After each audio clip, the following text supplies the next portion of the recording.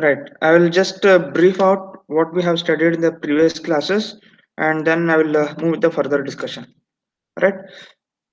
So this is the content, that is preliminary and primary treatment of sewage, that includes the treatment through screens, grid chambers, settling tanks, design of settling tanks, and it also includes the biological treatment of sewage by different methods. And we are focusing on attached growth process and suspended growth process. Along with that, we are going to study the batch reactors, continuous flow reactors, and plug flow reactors. We have also discussed about the definition of wastewater and what are the different methods that is being used to treat the wastewater. So basically, wastewater is of two types. One is sewage, and the second one is sewage. Sewage is the waste that is being let out from the kitchen, whereas the sewage is a waste that is being let out from the toilets and bathrooms. Okay. So in this current discussion, we are mainly focusing on the treating of domestic sewage, not of industrial sewage. Okay, because it is easy for us to treat the domestic sewage than that of industrial. The reason is the industry consists a lot of chemicals like fertilizers, textiles, etc. Okay, that is being generated from different industries. While the domestic sewage has got a particular content and which can be treated with some standard treatment methods. So here in this current syllabus, we are going to focus mainly on the domestic sewage.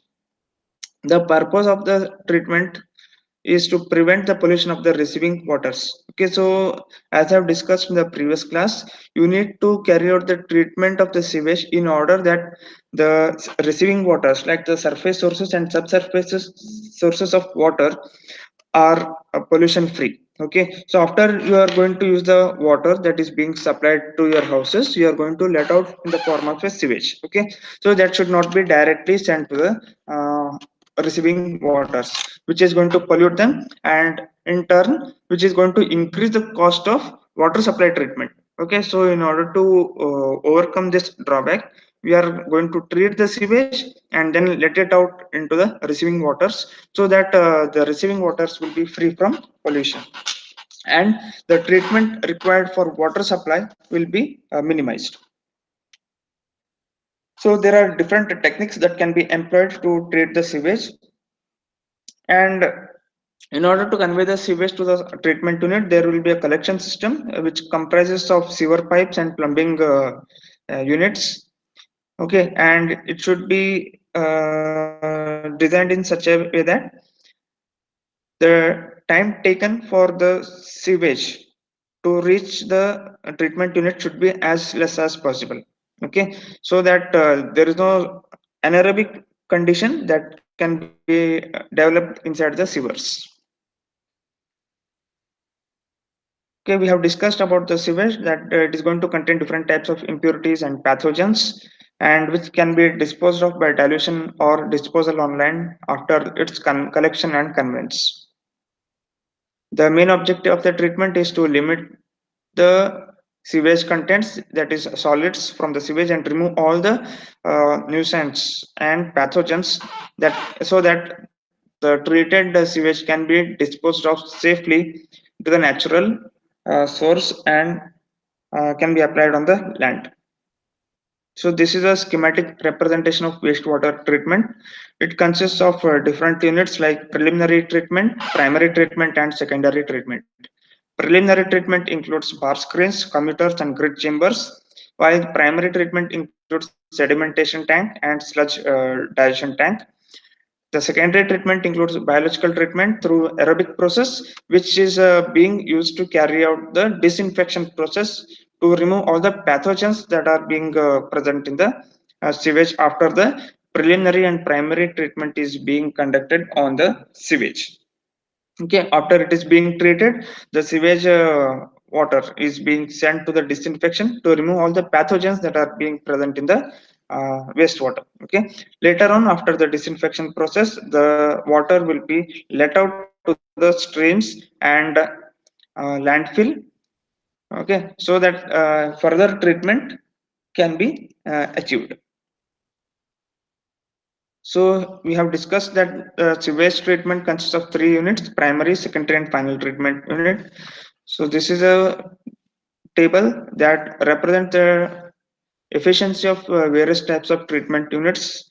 Okay, so this I am going to share it with you all later. Okay, no, I will not discuss on this.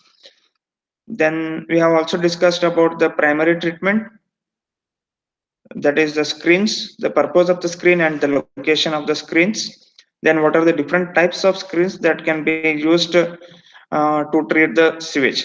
So basically the screens are used to remove all the floating matter of comparatively large size and prevent the possible damage to the pumps and other equipments.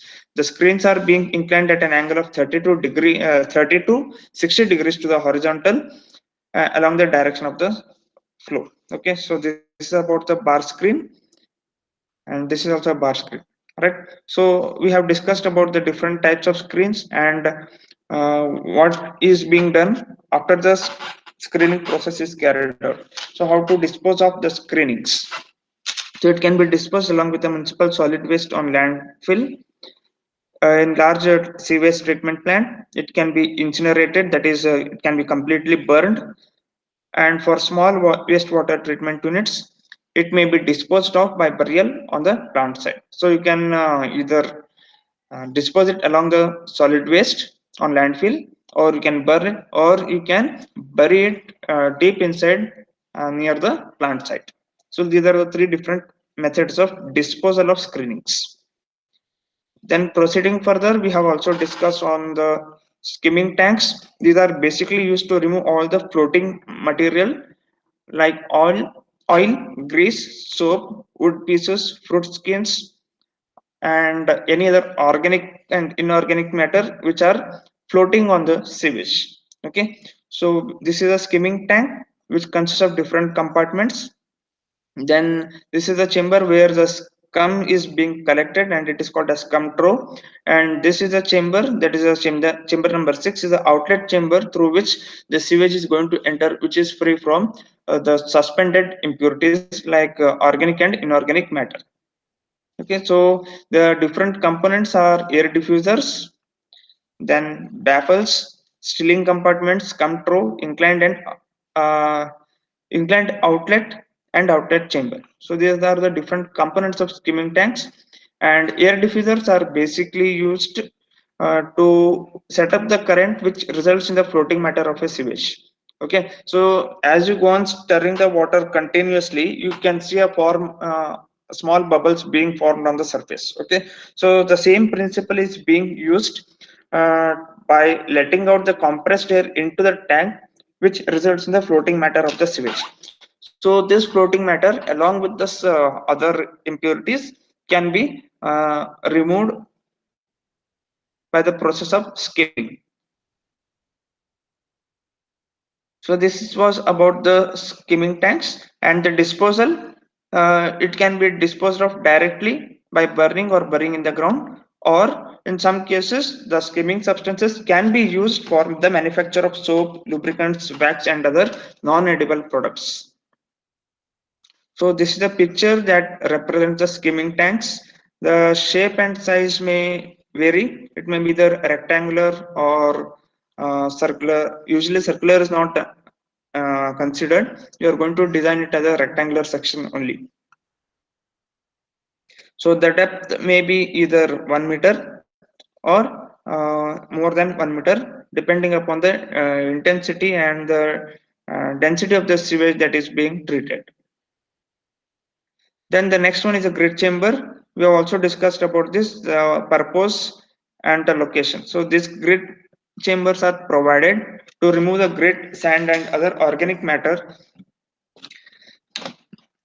which are made to settle down at the bottom of the tank or the chamber by reducing the velocity of the flow. Okay, so this is being located near after the screens and skimming tanks, or may be changed to suit the local requirements.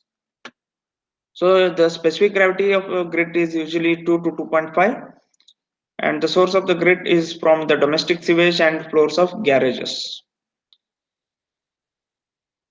So this is a section of a grid chamber. This is a plan. This is the longitudinal section of a grit chamber. You can see at the bottom that the grit is being collected and it is being removed with the help of a outlet pipe that is called as the grit removal pipe. Okay, so this is another section through which you can see that the grit chamber inlet and outlet is being visible. Okay, then the grit is collected and removed through the grit removal pipe. So the cleaning devices of the grit chamber is of three types. One is hand cleaning, hydraulic cleaning, and mechanical cleaning. So the intervals depend upon 1 to 2 weeks, and the depth of 300 mm should be provided, and the depth to length ratio should be about 1 is to 16. Okay, so this is what we have discussed in the previous classes. Moving further, we shall discuss about the other methods of treatment, that is sedimentation process. So this is one of the most important process in the treatment of sewage. The objectives of the sedimentation are to remove the part of organic matter from the sewage effluent coming out from the grit chambers. The process of the sedimentation reduces the strength of the sewage to extent about 30 to 35%, and the quantity of settleable solids is reduced to about 80 to 90%.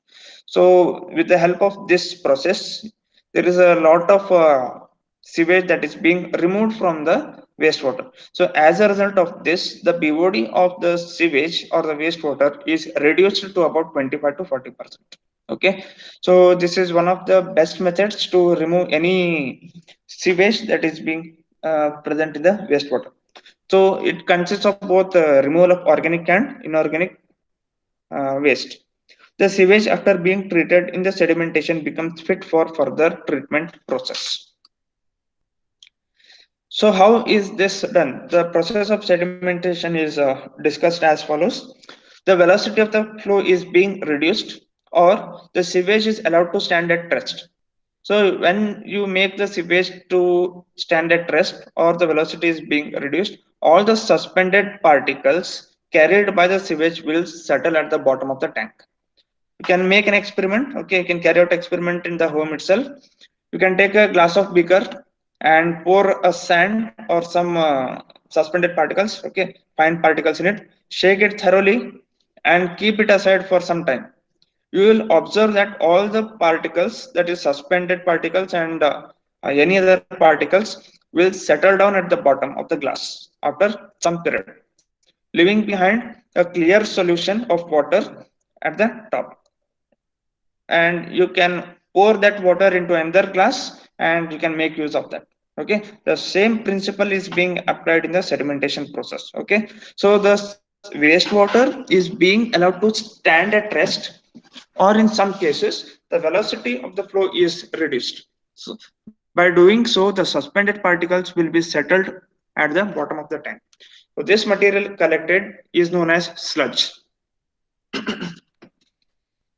So the sludge is nothing but the waste that is being collected at the bottom of the sedimentation tank.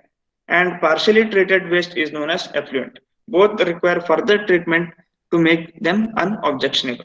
Okay, so what happens here is when you allow the sewage to pass through sedimentation, all the particles will be collected at the bottom and they are called as sludge. Okay, then once this process is completed, you are going to obtain a partially treated sewage. So this we call it as an effluent. So you need to treat them, that is both the effluent and the sludge, so that it becomes unobjectionable for the disposal or the use.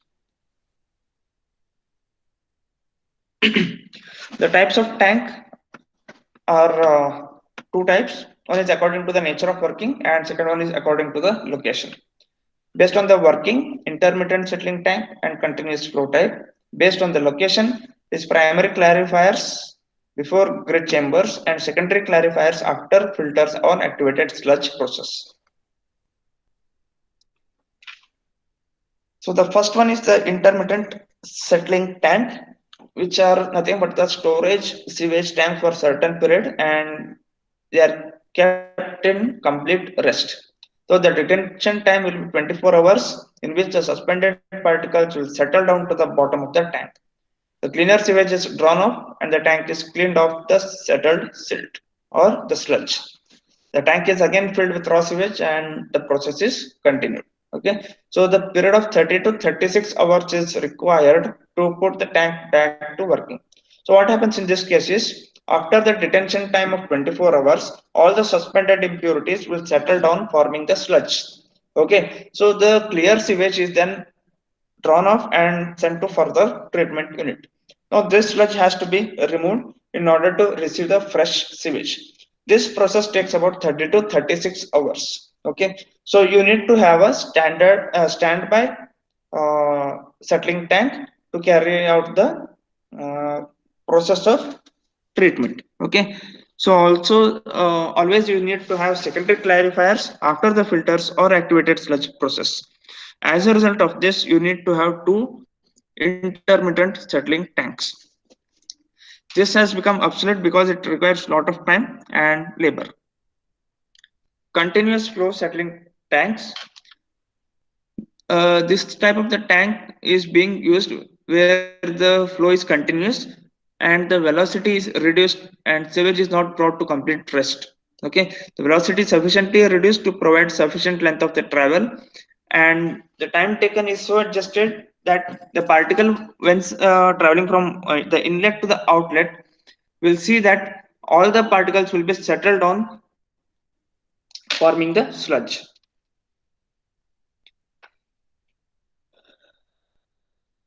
The design aspects of the settling tank. The first one is the inlet and outlet arrangement should be done in such a way that rate of inflow and outflow are equal. That means the sewage or the wastewater should not be allowed to stand for a larger period of time. The sewage should be diffused equally across the entire section. The outflow should be as thin as possible, and the distance between the inlet and outlet channel should remain constant.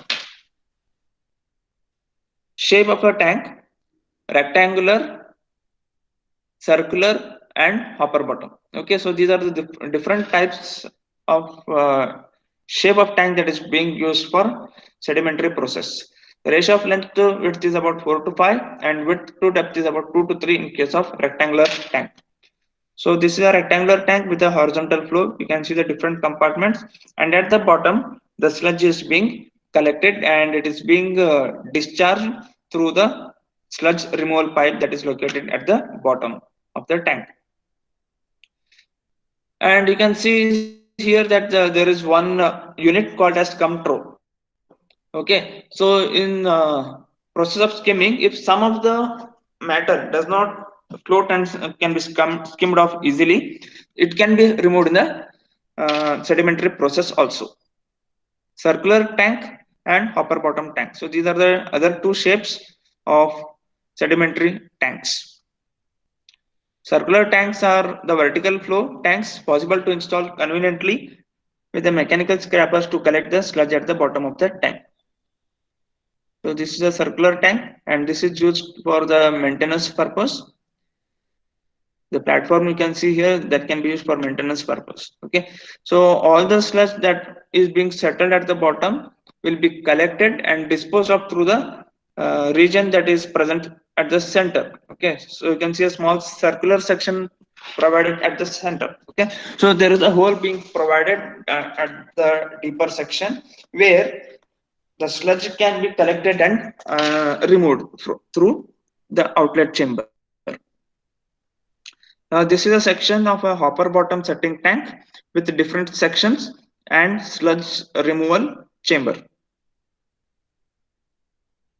Capacity of a tank, it is determined based on the consideration of a detention period, and they are mainly designed for a detention period of 1 hour to 3 hours. Scum removal devices should be provided with suitable scum removal devices because there are chances that organic matter may be present with a floating nature. The floating waste can be caught and sent for further treatment or final disposal. So you can't. So in some cases, there might be chances that 100% removal of scum is not possible in case of skimming tanks. Okay, so in that case, you can provide a scum trough in a sedimentation tank and help in the process of removal of the scum.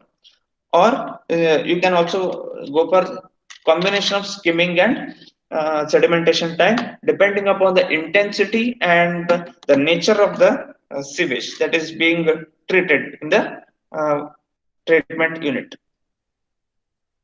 Sludge removal, it should be periodically removed by the following methods, which include hand cleaning, hydraulic cleaning, and mechanical cleaning. So hydraulic cleaning is suitable for hopper bottom, since it has different compartments with hopper sections. In this tank, the sludge is conveyed to a manhole through sludge removal pipe under the hydraulic pressure. So you need to have a hydraulic pressure to remove the sludge through the manhole. This method is suitable for rectangular and circular tanks. That is, the hand cleaning and mechanical cleaning can be used for rectangular sections. Any doubts?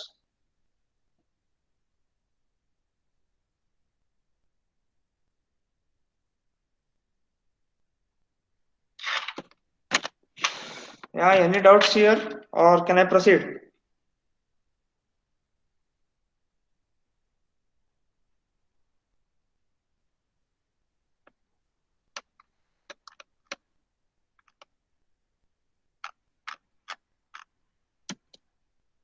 Okay.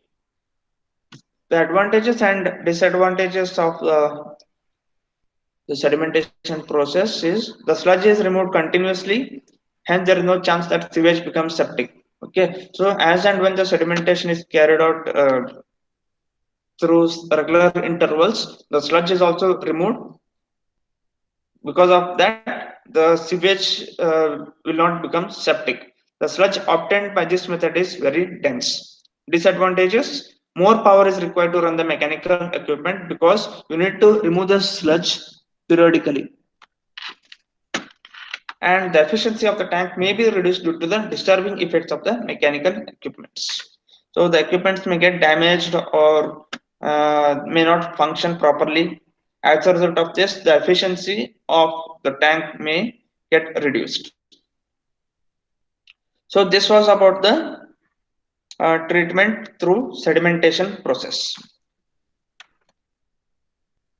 Any doubts up to this point of class? I have completed the preliminary and primary treatment of the sewage.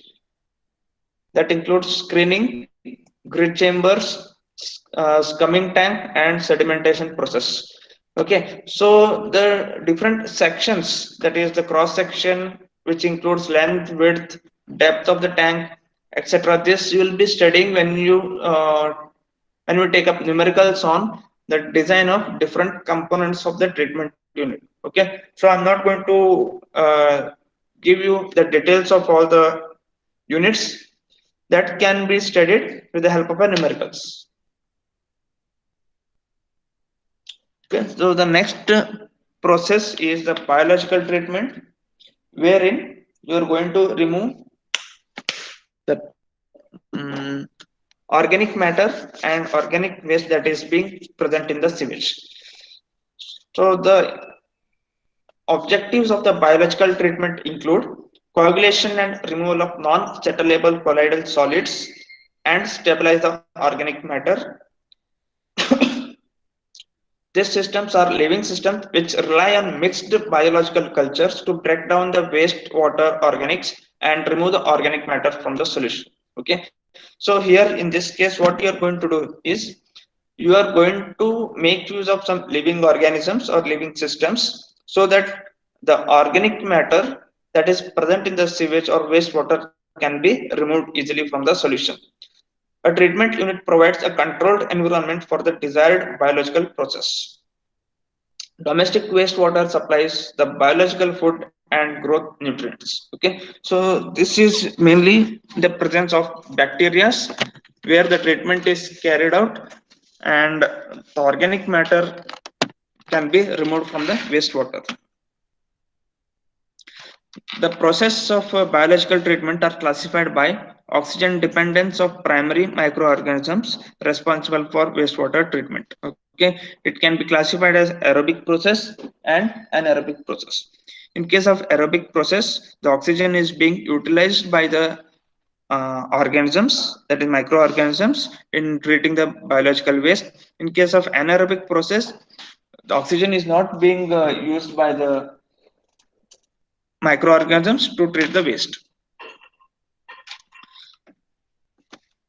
Aerobic process occur in the presence of dissolved oxygen, and they include the different types like trickling filters, activated sludge process, aerobic stabilization ponds, and aerated lagoons. So these are some of the different process through which the aerobic process is carried out to remove the uh, organic waste that is present in the sewage. Anaerobic waste in treatment involves the decomposition of organic matter and or inorganic matter in the presence of molecular oxygen.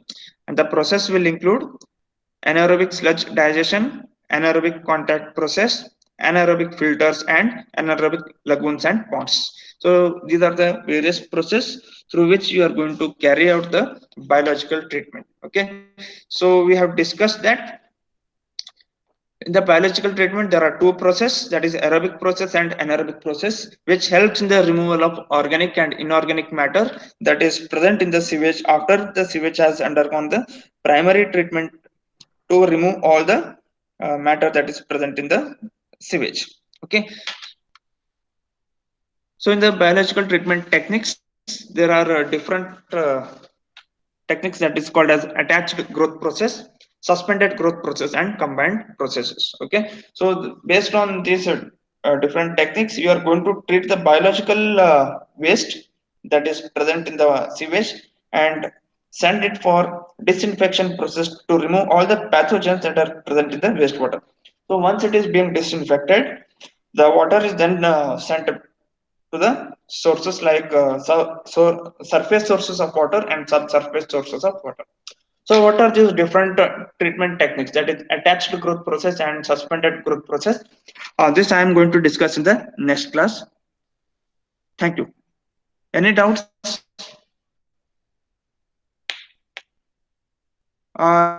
If you have no doubts, you can type your USN number in the chat box and leave the meet.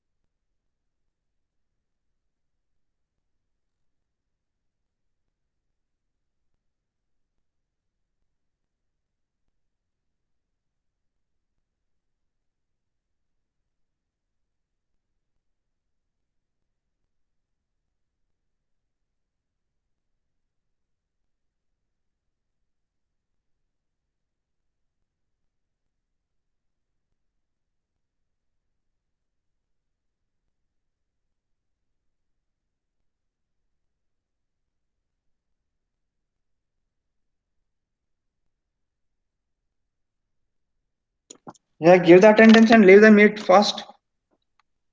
Don't stay online and keep discussing yourself.